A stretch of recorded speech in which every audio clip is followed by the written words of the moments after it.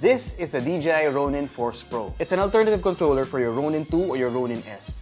Instead of using a thumb controller or a hand controller or joysticks for your Ronin 2 or your Ronin S, this actually gives you the option to control it wirelessly using just movement.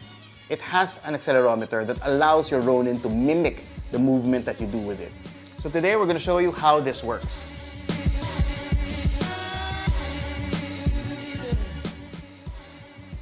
So this is the Ronin 2, and usually, pag gino-control mo siya remotely, you would use the DJI Ronin 2 remote. So it's just basically a joystick that lets you control pan, tilt, and roll. Yan yung way that you can control it while not actually lifting the rig. Kasi in some cases, you would have an operator pero you'd want to be very, very specific in the framing. You as the DP or the director might want to grab onto the remote and just control kung ano yung framing. Other applications might be kung naka-rig siya on a crane and you want to control the framing, of course, and not just the swing and the boom and the crane up. But now, DJI has come up with a new way of controlling it, and they call it the DJI Force Pro. The DJI Force Pro is a different way of controlling it. What happens is, instead of having joysticks and knobs, it's actually based on motion. The Force Pro controller has an accelerometer. The accelerometer is the same one that you see on your cell phone or your tablet that reads movement. So what happens is, if I move this controller wirelessly, it gets translated into movement and communicated to the gimbal. So however which way I move this, be it panning or tilting or a combination, susunod yung gimbal. That's the cool thing about it. Instead of relying on a joystick or controllers, you just give it the motion, tapos susunod na yung gimbal. So, these knobs over here are adjustments for pan, tilt, and roll. It gives you a way to increase the responsiveness of the motion sensor. So, if I crank it up, makikita nyo mas bibilis yung pagsunod nung gimbal. So now, it's more responsive. So this might be useful if you're doing like action or you need faster movement. Okay, so there are a lot of applications to this. If the director wants to be very, very specific on the framing na gusto nila, you can mount this on a tripod. Tapos yung director or yung DP, siya na yung magkocontrol ng pan and tilt while the gimbal is being moved by an operator or even mounted on a tripod or on a dolly or even on a crane. Ang difference nito with using a traditional remote controller or a joystick is that it's very, very intuitive. So kung ano yung movement na sanay kang gawin with your tripod, you can still use it and then the camera will follow.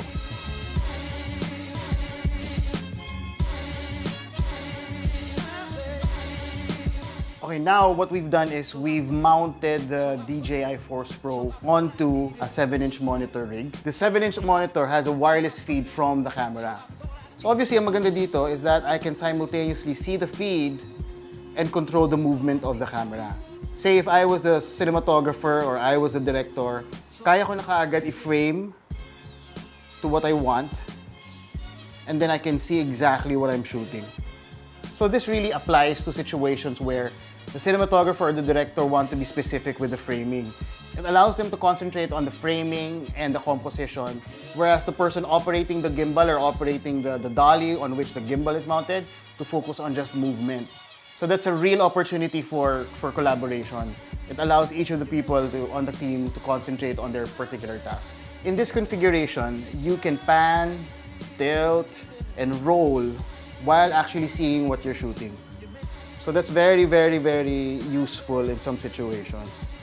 So if you wanna be more specific and be more precise, you can actually dial down the responsiveness of one axis. In this case, I'm gonna dial down the roll so that even if I roll the controller, it doesn't respond. It does respond to tilt and pan, but it won't roll. So maganda yun if you wanna avoid tilting while panning. So for example, you just want to concentrate on one axis. In this case, I'm going to dial down the tilt so that it doesn't respond to any of my movements. Ang mangyayari nito, malinis na malinis yung pan ko because the roll and the tilt do not respond. So, panning lang talaga ako. It's very, very useful if you need to be precise. With this same setup, instead of using a handheld monitor, you can mount it na parang shoulder mount so that your operator or your cinematographer can be operating as if you were operating the camera on his shoulder. pero the camera is actually like 15, 20 feet away. Again, it's very useful in situations that the operator has to be away from the camera or can't access the camera while on the gimbal.